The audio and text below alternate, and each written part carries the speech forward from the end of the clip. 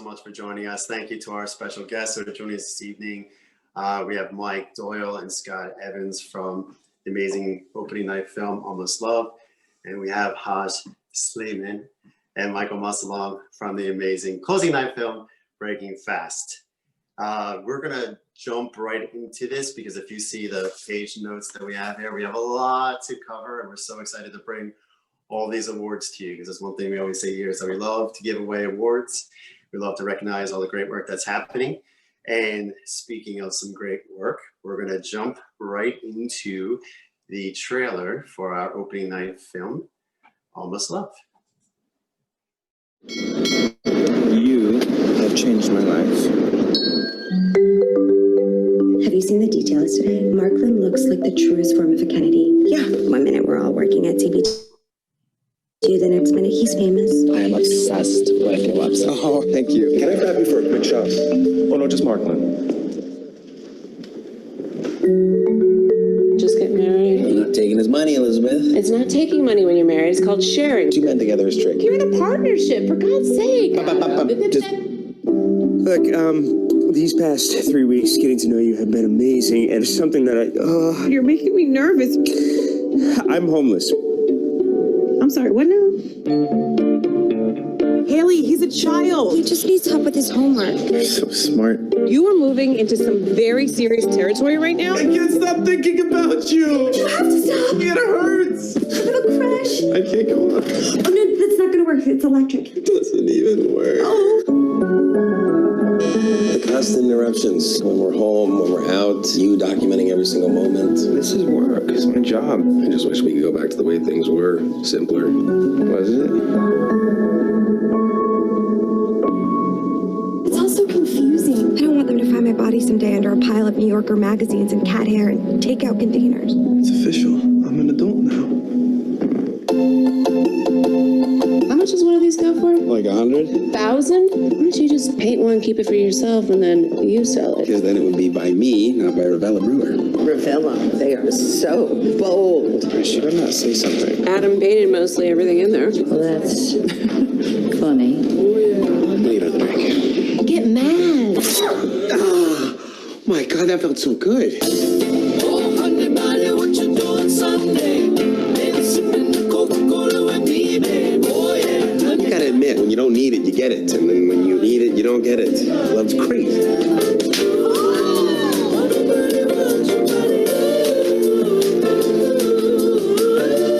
Can you wrap this up to go? Sure. Everybody wants a honey buddy someday. All right, thank you very much. And we're just gonna jump right into the awards portion of our evening. And to introduce our first guest of honor this evening, I'm going to introduce Miss Susie Nash. Susie is a writer for the Philadelphia Gay News, or the PGN as we call it here in Philadelphia. In addition, Susie is also a programmer for our festival, primarily for the women's programming, but she's also the director of programming for the Women's Film Festival, which is Philadelphia's premier women's film festival in the city. And without further ado, I'd like Susie Nash to come on screen, please. Well, thank you. Well, welcome everyone. So I wanted to tell you a little bit about one of our guests here. So Scott Evans is an American television personality known as a co-anchor for Access Hollywood. And oh no, wait, that's another Scott Evans. That's the difference. Our Scott is actually a native of Boston, raised in Sudbury, which might be why he can pronounce car properly. He comes from a theatrical family with a mother as a dancer and 4 siblings who are also very theatrical. Some of you might know our Scott Evans as Oliver Fish on the soap opera One Life to Live, or more recently as Oliver in Grace and Frankie. Or you might have seen some of his hilarious Know Your Bro clips with his brother Chris, aka Captain America, on Jimmy Fallon. And on One Life to Live, Scott broke grounds with the same-sex relationship, and he continues his illustrious career with his role as Adam in our opening night film, which you just saw the clips of, Almost Love. So welcome, Scott. Awesome. And so, ladies and gentlemen, this is Scott Evans, qFLIX 2020 XL Award for Artistic Achievement in Acting. Thanks, Scott. Hi, this is, I will say just really quick story. I know we're kind of behind, but it's really funny that Scott Evans has got confused. We shared an agent years ago in New York, and I got sent on an audition. He was supposed to go on, and I showed up and I was like, you sent the wrong Scott Evans. Anyway, this is unbelievable to me. This movie has been, I've said it, we shot it over 2 years ago, and it's been kind of the gift that keeps on giving. It's been so rewarding for me. The project was so rewarding for me, and then getting to go to festivals, and then seeing this year festivals like this are still kind of persevering with such a hard year. And to find out all of a sudden they were like, Scott, we want to give you an award and come do this. I was like, all right, great. I opened it up. My mother was like, can I keep it? I was like, sure. I for tonight, you can have it after this, and she'll take very good care of it.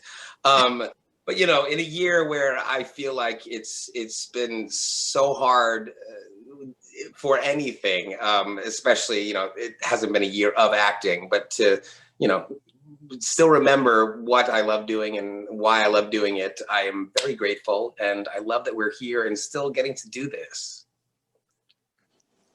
Awesome. Thank you, Scott. We're super happy they're here. And you're in Massachusetts right now, right? As we speak? I am. So shout out to all of our Worcester family out there watching from Massachusetts. And thank you so much for joining us. And in a little bit, we're going to do a talk back for Almost Love with Scott, as well as writer-director Mike Doyle, who will be our next award recipient. So when I started to make a list of everything that Mike has been involved with, I was like, it's actually probably easier to list what shows Mike has not been in than write down what he's actually been in. So Mike, if you're a recent TV fan, you might have noticed that Mike is Martin McIntyre on the TV series New Amsterdam. You might have seen Mike in one of my favorite TV shows, Odd Mom Out. If you've seen one of the countless Law and Order TV shows, Mike was also in SVU for like many seasons. And like many stars of Law and Order TV series, they all happen to most of them happen to make an appearance on the TV show Oz, which I'd be remiss not to bring up at a gay film festival. So I'm sure you remember Mike's memorable performance in Oz as well. And then if we jump to Mike's film career, I'll mention a few. Jersey Boys, for example, as Bob Curry in Jersey Boys. And then I think if we go to, say, LGBT content films, there was 29th and Gay, I think was the first one that Mike appeared in. And then I would say probably more recognizable to our audiences in more recent years was in Gaby, where if you recall that Mike played Scott, actually, funny. Who was Nat's love interest in that movie, a wonderful movie, Gaby. So, like most actors are like, hey, what I really want to do is direct. So then Mike directed a short film in 2006 called Shiner. And then in between that and his latest short film called The Chase, he did this little movie that he wrote and directed called Almost Love. So for that work, we'd like to present the first time director award to Mike Doyle for Almost Love. Well, it's truly an honor. And this is such a beautiful statue. I mean, it's heavy, as they say. Making a movie of any size, but especially a feature, is a monumental task. And you hope your film finds its audience, or it finds an audience. And it's with film festivals like qFLIX that we're able to tell these stories that are so important, and have a forum to not only tell the stories, but also share with our fellow queer filmmakers, directors, actors. Mike and I, who's going to be honored next, have forged a relationship via the film festival circuit. So we're talking about in this sort of atmosphere of where we are essential workers. But I feel film festivals sort of fall in that film festivals create a space for this community. And Scott and I had the immense pleasure of experiencing the film with really receptive, supportive, loud, laughing, queer and straight audiences for a year at festivals such as qFLIX and many other festivals. And I'm so grateful for that experience. And I really feel for the filmmakers now who are, having to adapt to a different sort of festival experience, but still equally important. And I just want to thank Gary. I want to thank qFLIX for really championing this film. It's, as I said, it's a miracle that anything is ever made. And then when people celebrate it and see it as you intended it, it's incomparable feeling. And I'm so grateful. And I hope to bring you more and more content over the years. So thank you for this. It means the world to me. Awesome. Thank you, Mike. Thank you. All right. So we probably have about 5 million questions for you guys, but I'll leave it to our moderator here for our talkback. So I'm going to introduce Gary Kramer, who's the film critic for the PGN. Also writes he can tell you everything. He writes for us a lot. He writes a lot. He's a director. He's assistant to me for programming for qFLIX, and I don't know where we'd be without him. So, so without further ado, Mr. Gary Kramer. Okay, well, hi, thank you, and congratulations to everyone. Mike and Scott and I spoke about Almost Love a couple months ago when this film was supposed to play back in March. And I'm glad that we're still talking about it because the film has just sort of become, I have more and more affection for it every time I see it. Because I feel like I know these characters and I'm dying to see Michelle Bluteau's stand-up because, this film introduced me to her. Yeah. Mike, I see your film, and I said this to you before, I see your film about being about codependence. And I'm curious what inspired you to address these themes, because I think that's what really speaks to me in the film, is that, relationships are all, the person with the least interest in the relationship controls it. So all these sort of unbalanced relationships in your film speak to this idea of codependence. So can you talk to that? Yeah, as someone who has all their shit together, I thought I'd make a movie about codependence. I think, and I don't have my shit together. And I think, part of making a film and telling stories is to work some of that out. And I was interested in exploring a relationship that was a few years in. They're not married, they don't have kids, and sort of the ins and outs and the sort of death by 1,000 cuts that sometimes make or break a relationship. And I think, specifically between two men, I think there's sort of a yin and yang that sometimes is in sync and very often out of sync, either emotionally, professionally, financially. And so I was really interested in exploring sort of the quieter, more subtle aspects of a long-term relationship. Mm-hmm. Yeah, no, and I think that it certainly sparks that kind of thought, because Scott, I'm curious about your take on Adam. He's professionally invisible. He's in a relationship that may not be working. He can't let go of things. He sort of chooses to fool himself, as Elizabeth suggests in the film. And I want to get your opinion on the character, because I think his conflict is the central backbone of the film. Yeah, you were describing Adam. I thought you were describing me back when I read the script. Knocked myself.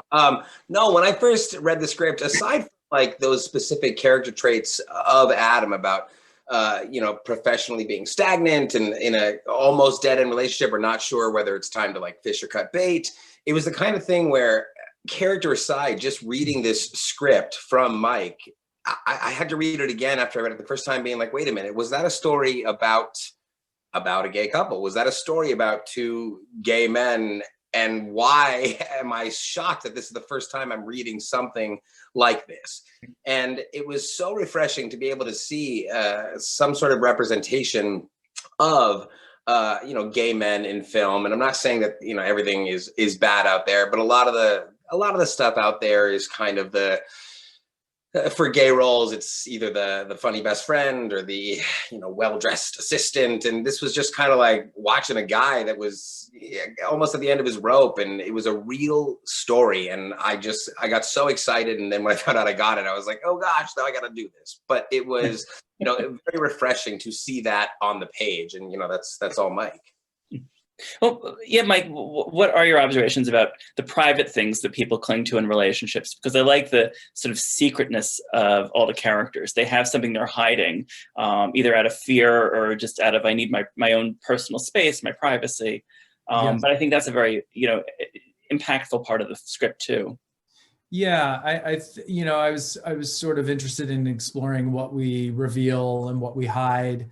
Some of the things that we hide are small, and then others are bigger, and some have more reverberations. And I just wanted to see, because ultimately, like what tore away at the fabric of their relationship wasn't an infidelity, but I hinted at that they had room for sort of a non-heteronormative concept of their relationship. But it was a secret, and it was lying that sort of, that ultimately was the straw that broke the camel's back. So yeah, so I'm glad you're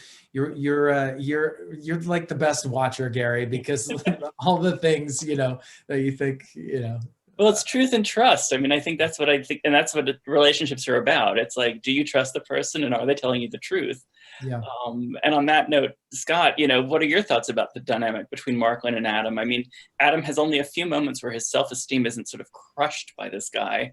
Can you talk about that? Because I like the vulnerability and I like the insecurity, because that's far more revealing and why your character's more interesting. Totally. Well, that's just it. It's the dynamic that you see between these two. It's sort of not your typical movie where you get to see people like meet and go through the beginning stages and go through all this. We're at like the 5-year mark, and you don't get to see the moments where probably Adam had the upper hand or those kind of dynamics. It's at a place where Adam is just, he's lost himself, he's lost his way, and Marklin is, on the up and up and successful. And it's like, you kind of hit those moments where like, those are the things without the truth and the honesty and the communication, those are the things that start to go away. And even if you have it, you still, I think I'm feeling not so good about his position in the relationship, whereas it might've been pretty good a couple years ago, but at the moment you start to see them, it's not. Yeah. I mean, and I think that's sort of what I like, is that as Adam gets more self-confident, we see him changing, and he's not going to change the relationship. He's just changing himself. So he can be better. He can be better. Yeah. It takes a while, and it takes like the friends and the supporting characters and everything happening, but it's like, you get to see like that part of a relationship as opposed to the other like kind of happy parts and honeymoon parts and everything. It's like the rough stuff. Right. Which is far more interesting. I guess. So, Mike, what can you say about making a film with realistic queer characters and being an out filmmaker? I mean, you said you wanted to push the notion of gay cinema on its head a bit. So can you talk about that? Because I think that's the value of your film as well, is that, as you say, it's characters we don't see necessarily in these relationships. Yeah, I made it a point that I hired 2 out proud working actors.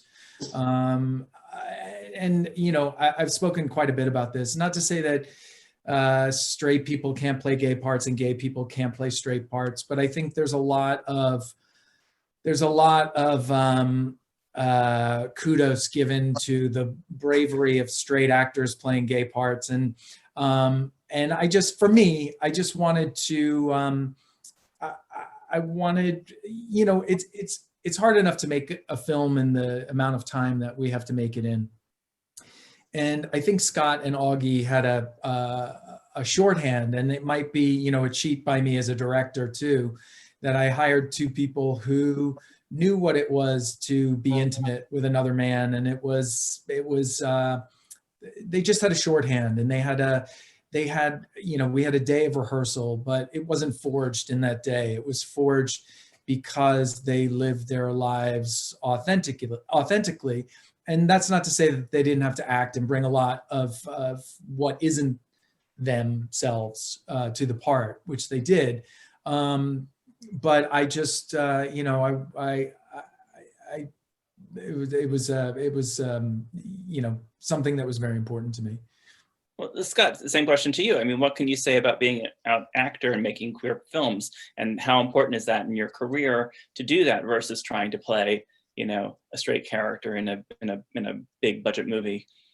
I mean, this topic is always very strange to me because I'll get asked in interviews, they're like, when did you decide you wanted to be an out actor? And I'm just like, I was 19 years old going to college, and I wasn't like, how will I do this in a career?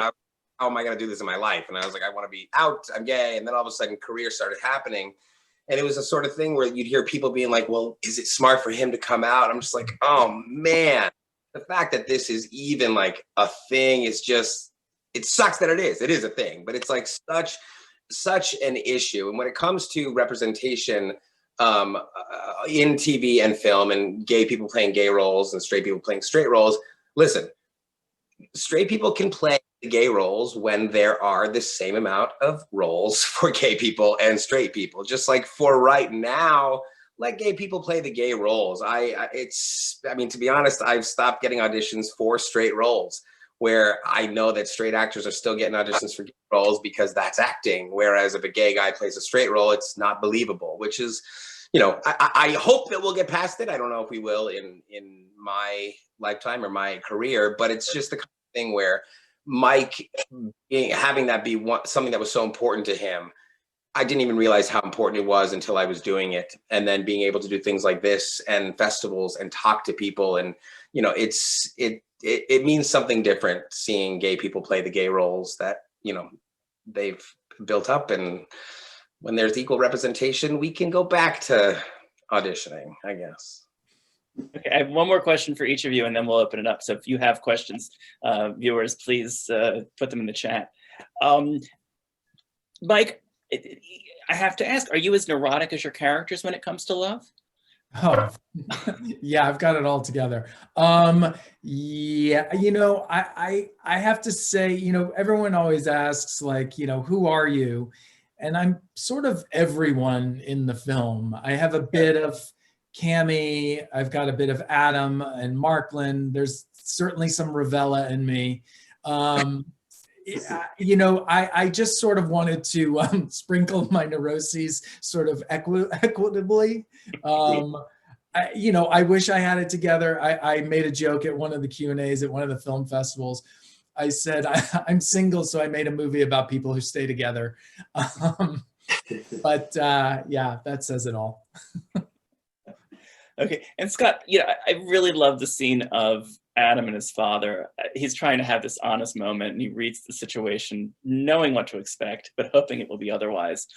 You get tremendous depth in the scene, and it's my favorite scene in the film. Can you talk about how you approached that? Because it's so painful, and yet it's so honest, and that's what I love about it. What's so funny is this exact question, this exact reaction is honestly what I get asked the most, and what gets the scene that gets the most talked about, like with me. And I always say the same thing. It was a scene that I went into, and I thought I knew, I thought I knew how to address it. And, I have some personal issues that I could use, whatever. And I just remember we did the first couple of takes, and Mike, this is a testament to him as a director. He kind of just pulled me aside and gave me some very specific notes. And he just said, don't do anything. Just like sit there, and I don't even want to see what the other takes look like, but he just ended up actually being the director that you need in a scene to tell you what looks good and to tell you how to get there and to help you get to that moment. And it was honestly all him. And I, he knows that I love him for that. And I walk away and I'm like, oh my God, I was so good. Thank you to you. So well, it certainly wasn't all me. It was Scott, and all I had to do was, you know, we were, Scott and I were a great team. And, you know, like any of your lead actors, you sort of want to lock arms and, you know, forge the breach together. And it was, you know, Scott is a tremendously facile actor. And it was that scene particularly was a joy to see it all come to the fore. Yeah, I hope you'll work together again. Yeah, Write another movie, Mike. Get on it. You've got all the time. So we have a question in the chat. I'm going to read a couple of these for you. Was there ever a time, Scott, when you suspected you were turned down for a part for being open? And I guess, Mike, that question could go to you too. I mean, I think maybe back in the day, but like I said, it's literally gotten to a point where the things I'm auditioning for and the things I'm being submitted for are just gay roles. So it's you know, I think less so getting turned down for a role, less so being like even invited to the room to like audition for this great role. And I thought you were going to say Captain America. No, he's the gayest of us all. No, you know, I've been turned down for many roles for a whole host of reasons. And maybe sometimes it's because I'm gay, but I also, you know, I play all different kinds of parts. I think that's what's wonderful about the New York and now the LA film and television community, that there's a little bit more room at the table for different voices and different actors. We would love to know about the casting process and how all these brilliant people came together outside of the awesome script. You know, we had a casting director named Henry Russell Bergstein, who is an Emmy Award-winning casting director. Most of his Emmys come from sort of fancy television projects, but he has his foot. He's now working as an exec, which is sad because he had his foot in the indie world in such a way that he was the one who brought me almost all of my cast, apart from Colin Donnell, who's a friend of mine who plays Henry. But I knew a little bit of Scott's work. I knew a little bit of Augie, didn't know Michelle, didn't know Zoe. Kate and I knew each other, but Henry was really instrumental in finding this great New York patchwork, this cast. Mm-hmm. No, they worked really well together. I mean, I like ensemble films where everybody has their moment. I think Kate's great in the film. Yeah, thanks. Somebody asked about the title change because the original title was something else, if they're not mistaken. It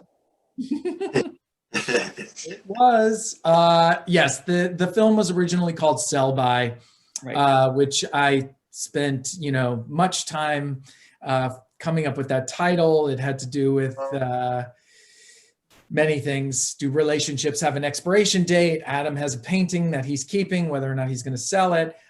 Then we were very fortunate to be picked up for distribution. And part of that conversation was about changing the title to something more immediately recognizable as a romantic comedy.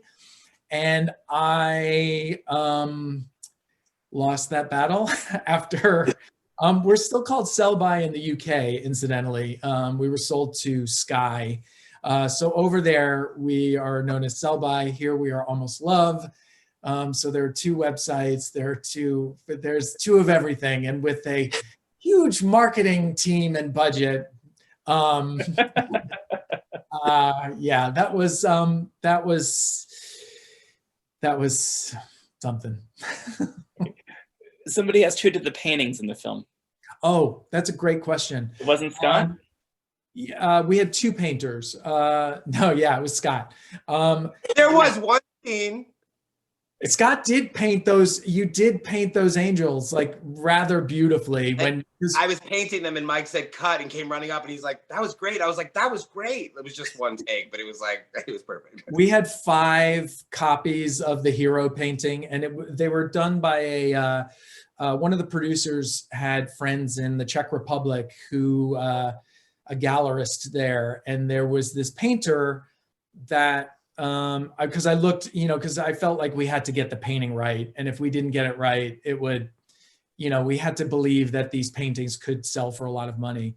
And they found this Czech painter, and I mean, when we were trying to figure out like the logistics of what we could paint over from the reproductions and it was very hard. And then for Scott's work, for Adam's work, we had another painter, and that painting at the end, we've never talked about this, Scott, in a Q&A.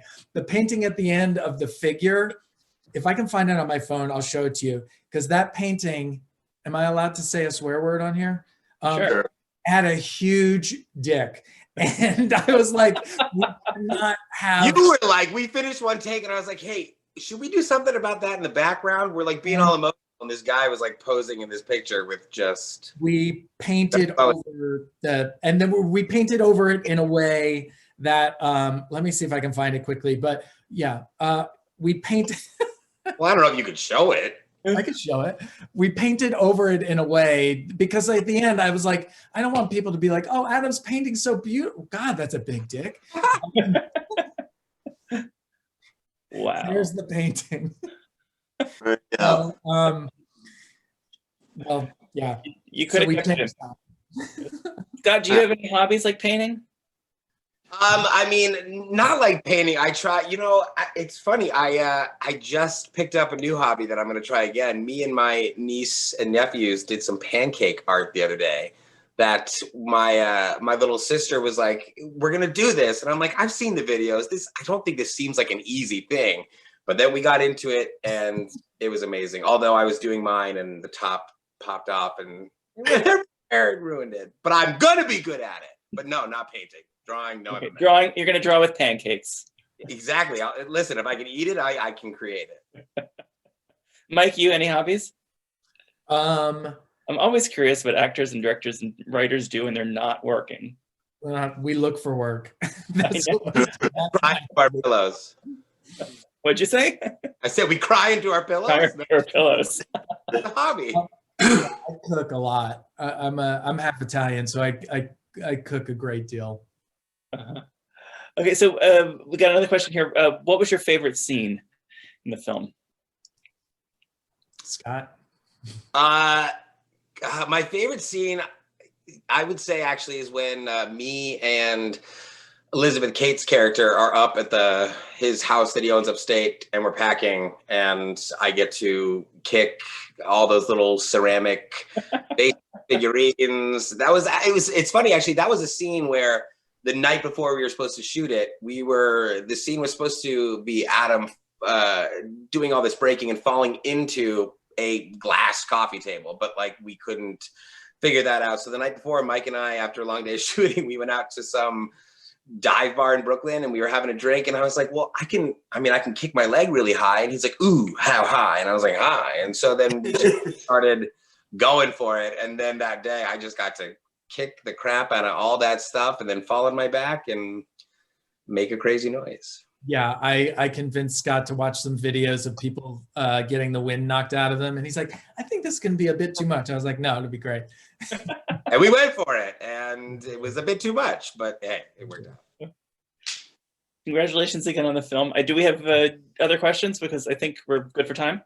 Yeah, we're good for time. Gary, I was going to ask about Patricia Clarkson and how she came to be involved with the project. Mike.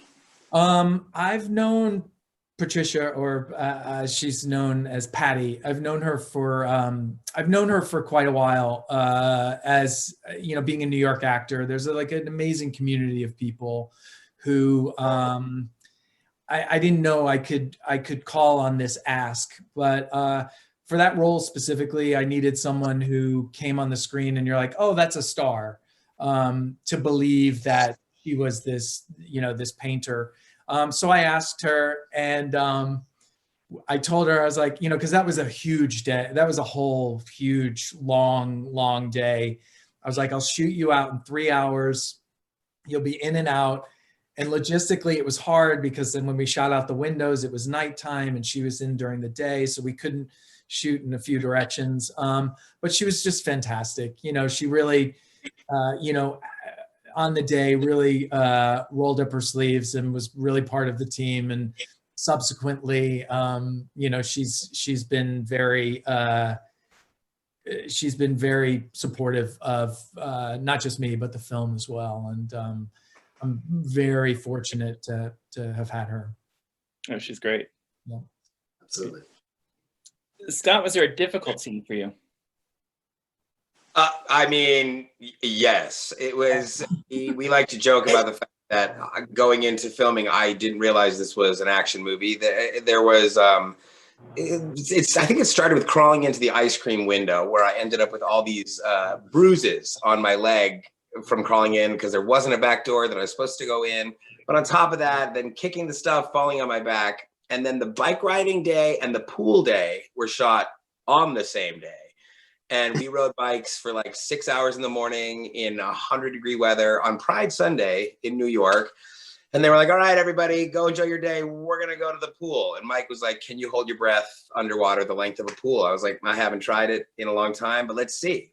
I did it. And then he was like, all right, back to one. And it was like again and again and again. And I remember going to bed that night and I slept like an angel. I love that you did your own stunts. Well, I don't think we knew there were stunts until we got there. So we're not going to call somebody in. I'm like, I got this.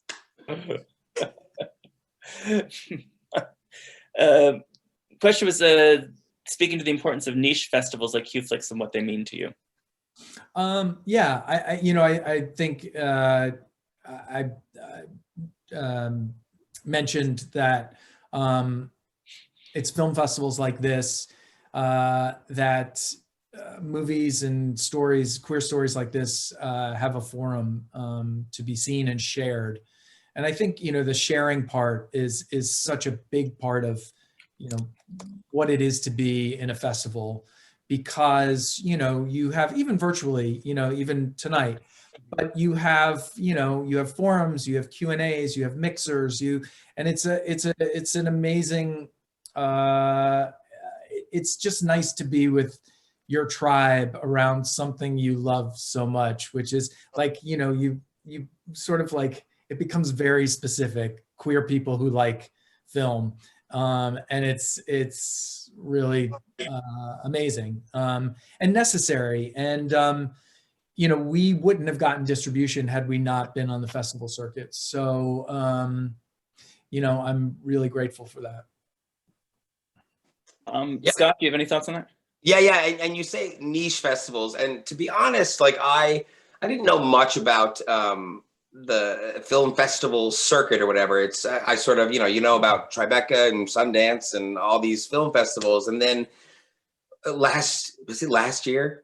Yeah, it was last year when, every couple of days, Mike would be like, hey, there's this other film festival and they want you to come. And we got to go to places, we did get to do San Francisco and Toronto and Atlanta, but we went to, Shreveport and all these like small places where literally, I think in Shreveport, there were 10 people in the crowd watching the film. And the person running the festival was like, man, what a turnout. And we were kind of just like, that it just says so much that like even in these small places, like there is an audience for this. And it was, having 10 people in the audience, it was one of our best talkbacks.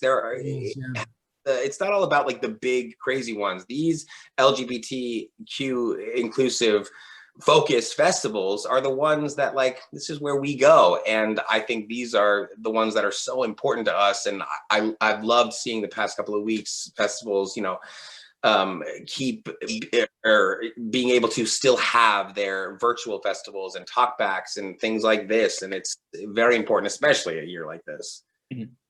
Yeah, well, I do find that you connect and I get inspired by seeing these things and meeting people on the festival circuit. I mean, I've been doing this for 20 plus years. And, it's seeing that talent and making these relationships. I mean, Mike, when we spoke in March, you told me about your short film, The Chase, and I definitely want to show it in the class I curate at Bryn Mawr Film Institute, and Scott, it's like, now that I know you, I'm going to look for the next thing you do, and we're going to talk again about that. What are your next projects, I should ask? Why don't you start since you're on the screen, Scott? Me? Oh, I was like, I'm on the screen, I'm in the gallery. It's the production is starting back up. I have don't know if I'm supposed to talk about it. There's a script that I got in front of me that I've been trying to get made, and we just recently attached a bigger named actress to. Actually, I've been talking to Mike about it, but it's finally, now that things are starting back up, it's a smaller production, a smaller script, smaller cast. So it's kind of like, I think people are excited, like during this time, it's like, let's do that, less people to test during a pandemic. But that's my focus as of right now, to try to get this script made. Okay, good. Good luck. Mike, what about you? What are you working on? Or what are you not working on because you can't work on? I drove cross country in May to California and wanted to stay quarantined. So I started shooting what has now become a feature. I started it in Brooklyn and then continued it on the road. And we're in post with that. And I optioned a really interesting podcast about two gay El Salvadorans who find each other despite all odds, and then ultimately have to flee El Salvador because they're being targeted by rival gangs, and their families are being systematic. It's not a comedy. Sounds right up my alley, though. And so that is looking like it's going to be a series. So great. You know, many hoops to jump through between now and when you see it, but it's on its way. Good. Anybody have any last questions before we turn this back over to James and Bill? Okay, well, thank you both for your film. Congratulations on your awards. And I appreciate you participating in qFLIX, qFLIX XL, qFLIX PrideFlix, and all of our iterations. Thank you. Thank you. See, if we had done this in March, it would have been one and done, but now you got 3 hits. All right.